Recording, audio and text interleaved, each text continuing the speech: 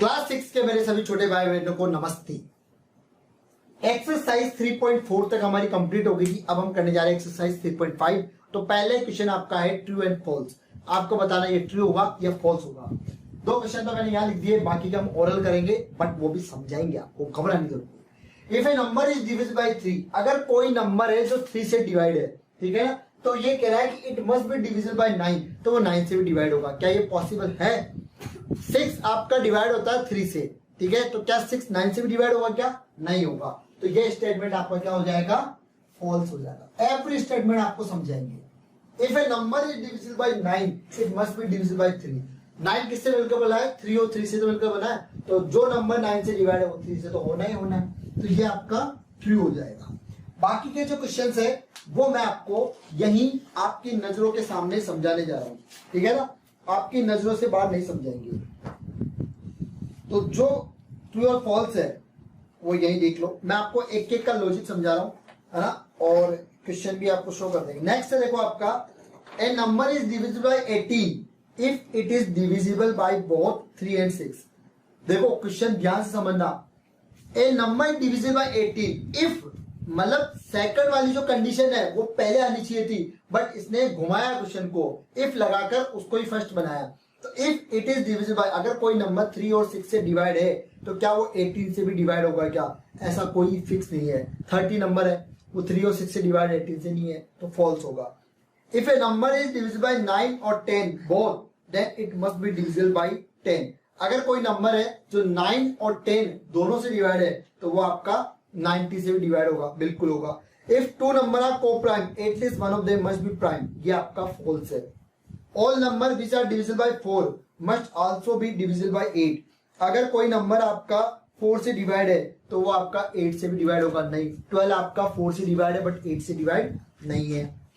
Next, all number which are divisible, इसके देखो कपड़े फट गए भाई, सर्दी आ रही है, कपड़े वपड़े पहनाओ उसको।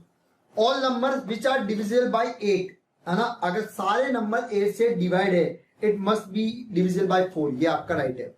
If a number exactly divide two number separately, it must exactly divide the sum, ये भी आपका सही है। If a number exactly the sum of two number, it must exactly divide two number separately, ये आपका फॉल्स होगा। Next देखो, next वाला देखना।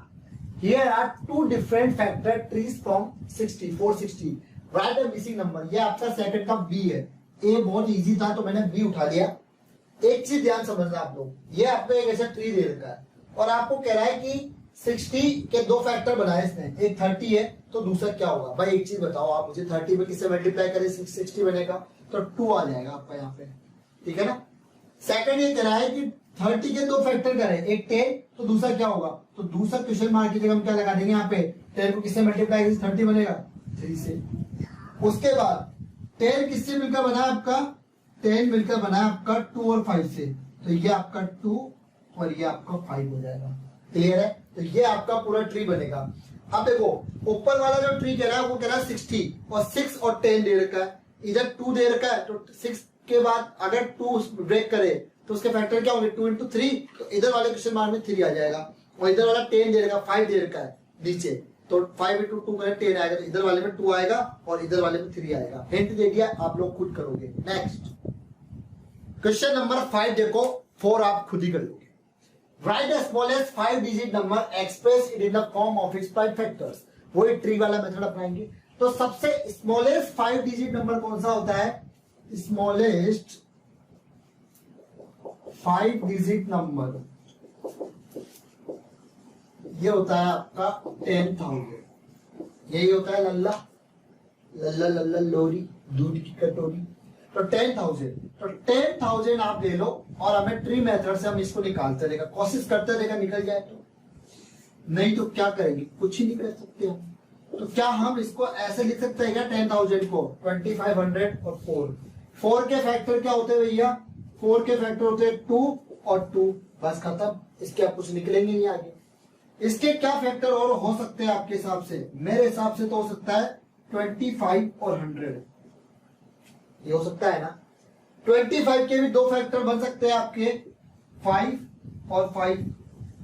अब इसका और कोई फैक्टर नहीं बनेगा, खत्म है। जो खत्म हो गया उसको रहने दो, आगे बढ़ते जाओ। इसके क्या बन सकता है 20 और 4। सर आप कहोगे सर और भी तो बन सकता है 20 और 4 25 बनेगा, ये तो 80 हो गया 25। इसके भी दो फैक्टर बनेंगे 5 और 5, और इसके भी दो फैक्टर बनेंगे 2 और 2। ठीक है, ये फैक्टर बनेंगे। तो ये कह रहा है 10,000 के फैक्टर क्या क्या होंगे, जो सबसे लास्ट वाले जो थे आपके वही फैक्टर है 2 2 और ये 2 2।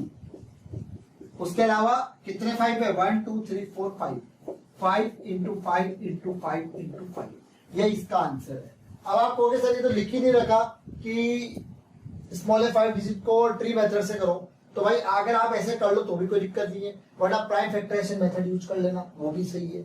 नेक्स्ट क्वेश्चन नंबर 6 देखो, find all the prime factors of 1729, मतलब 1729 के आपको प्राइम फैक्टर निकालने and arrange them in ascending order, सबको असेंडिंग ऑर्डर सेट करना है। Now state the relation if any between two consecutive prime factors, तो relation नहीं बताने हैं। तो 1729 के आपको प्राइम फैक्टर निकालना है, तो 1729 के प्राइम फैक्टर निकालो भाई।